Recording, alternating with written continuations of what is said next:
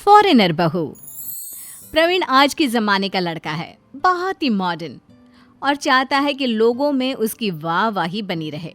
एक रोज वो विपुल से कहता है, मुझे तो फॉरेनर लड़की चाहिए जो सुंदर और एक्सपर्ट होगी, तेज होगी, सारे काम खुद ही कर लेगी बिना किसी के सहारे के, लीडर होगी और तो और काम करने वाली भी होगी। अच्छा, तो इसके लिए फॉरेनर लड़की की क्या जरूरत है? ये सब गुण तो तुझे हमारी इंडियन लड़की में मिल ही जाएंगे। क्या भाई तुम भी? यहाँ की लड़कियां बहन जी टाइप दिखती है, पता नहीं तेरी आंखों को क्या हो गया है। तू ही कर लेना यहाँ की लड़की से शादी। प्रवीण इतना कहकर चला जाता है और विपुल कहता है, देख लेना बच्चू, एक दिन तू खुद बोलेगा इंडियन लड़की की बराबरी कोई नहीं कर सकता। दिन यूं ही बीतने लगते हैं और कुछ महीनों के बाद विपुल की शादी तय होती है और उसके घर रिश्तेदार आना शुरू हो जाते हैं। प्रवीण उसका दोस्त होने के नाते उसकी शादी के कामों में मदद करता है। तभी वो देखता है कि विपुल के घर के बाहर एक लड़की सुनहरे बाल, हाई हील्स, शॉर्ट ड्रेस में उतरती है और गाड़ी वाले से बहस में उलझ जाती है। मुझे नया देकर ज्यादा पैसा ले रहे हो क्या? मैं इतने पैसे नहीं देने वाली हूँ। विपुल ये देखकर शिखा की मदद के लिए तुरंत वहां आ जाता है। शिखा, तुम अंदर जाओ, इसका हिसाब मैं देख लेता हूँ। भाई तुम इसकी टेंशन ना लो, मैं खुद देख लूंगी। अरे बहन जी, जो देना है दे दो, विदेशियों से ना जीत पाएंगे हम। गाड़ी वाला चला जाता है और प्रवीण मन ही मन सोचता है, लगता है ये फॉरेन से आई है, रशियन लगती है, मौका देखकर बात करूंगा इससे तो। शादी में सभी एंजॉय करते हैं, लेकिन प्रवीण की नज़र बस शिखा पर रहती है। प्रवीण दिन भर उसे देखता ही रहता है। विपुल की शादी हो जाती है और रात में अचानक प्रवीण की तबीयत खराब हो जाती है। क्या हुआ तुम्हें? तबीयत ज्यादा खराब है क्या? नहीं, मेरे दोस्त को मत बोलना, नहीं तो वो तुरंत आ जाएगा, उसका अभी अभी तो फेरा हुआ है। मैं उससे कुछ नहीं बोलने वाली, खुद ले जाऊंगी तुम्हें, मेरे कंधे पर हाथ रखो। शिखा प्रवीण को हॉस्पिटल ले जाती है और रात भर हॉस्पिटल में उसके साथ ही रहती है। दिन में उसे डिस्चार्ज करवा के उसके घर पर छोड़ती है। इन सब के बाद प्रवीण का दिल शिखा पर आ जाता है।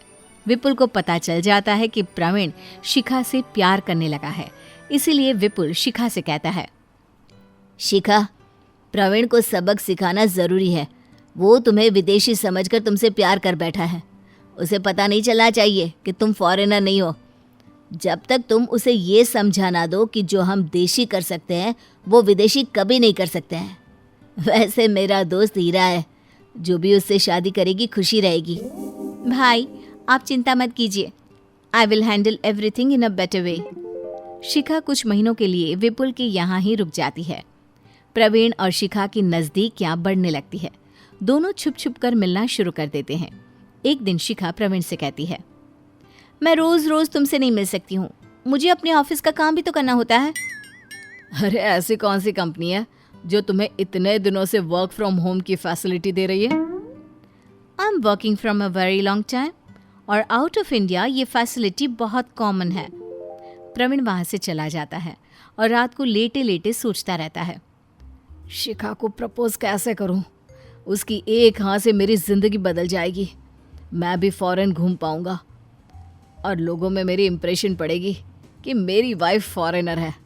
लेकिन उसे बोलूँ तो कैसे बोलूँ? उसके सामने आते ही मेरी तो जुबान लड़खड़ाने लगती है। जल्दी से कुछ ना कुछ करना होगा, इससे पहले कि कोई और उसे उड़ा ले जाए। प्रवीण इधर उसे पटाने की प्रैक्टिस में लग जाता है और उधर शिखा सोचती है कि प्रवीण की सोच कैसे बदली जाए। अगले दिन प्रवीण शिखा को मिलने बुलाता है और अपने घुटनों पर बैठ के उससे कहता है, will you be mine? I love you, मैं शादी करना चाहता हूँ तुमसे। उसे रिंग पहनाता है, गुलाब देता है। शिखा को कुछ समझ में नहीं आता और वो हाँ बोल देती है। प्रवीण के घर वाले शिखा के घर वालों से बात करके उनका रिश्ता तय कर देते हैं। विपुल प्रवीण को अपने घर डिनर पर बुलाता है ताकि उसे इंडियन लड़की की वैल्यू दिखा सके। पिंकी डिनर में बहुत कुछ बनाती है और प्रवीण उंगलियां चाट चाट कर खाता है। खाना तो लाजवाब बना है, मन खुश हो गया यार खाकर। तेरी भाभी ने जो बनाया है, अब देखा इंडियन लड़की से शादी करने के फायदे। खाने को एक से एक खाना मिलता है मुझे। बात तो आप एकदम सही बोल रहे हैं भैया। अरे क्या यार, अच्छा खाना तो कोई महाराज भी बना देगा। मुझे तो मेरी फॉरेनर शिखा ही पसंद है। पिंकी को ये सब सुनकर बहुत खराब लगता है, लेकिन वो उसे कुछ नहीं कहती। इस लड़के पर पता नहीं कौन सा भूत सवार हो गया है। मैं इसे समझा समझा कर थक गया हूँ, लेकिन ये है कि मानने का नाम ही नहीं लेता है। ये ऐसे नहीं समझेगा। भाभी, आप प्रवीण की बातों का बुरा मत मानना। शिखा और प्रवीण की शादी का दिन नज़दीक आ जाता है। प्रवीण बहुत खुश रहता है कि मनचाही लड़की से उसकी शादी हो रही है। शादी का दिन आ जाता है और उसे अभी तक पता नहीं चलता है कि शिखा इंडियन है। सभी नाचने में मगन रहते हैं। प्रवीण और शिखा फेरे पर बैठते हैं और छठा फेरा पूरा होते ही शिखा कहती है, पंडित जी रुक जाइए। अरे क्या हुआ शिखा, तुम रुक क्यों गई? मुझसे कोई गलती हो गई क्या? बताओ ना क्या हुआ है। मेरा दिल जोरों से धड़क रहा है, कुछ तो बोलो। देखो प्रवीण, मैंने तुमसे एक बात छुपाई है। वो जानना तुम्हारे लिए बहुत ज़रूरी है। मैं कोई फॉरेनर नहीं हूँ, इंडियन हूँ। क्या तुम अभी मुझसे शादी करना चाहोगे? ये सुनकर प्रवीण को धक्का लग जाता है और वहाँ खड़े सभी लोग एक दूसरे की तरफ देखने लगते हैं। ऐसा नहीं हो सकता, तुम झूठ बोल रही हो ना? नहीं, शिखा सच बोल रही है। हम दोनों ने बहुत कोशिश की कि तुम्हें समझा सके इंडियन लड़की की कीमत, लेकिन तुम सुनने को तैयार ही नहीं हुए।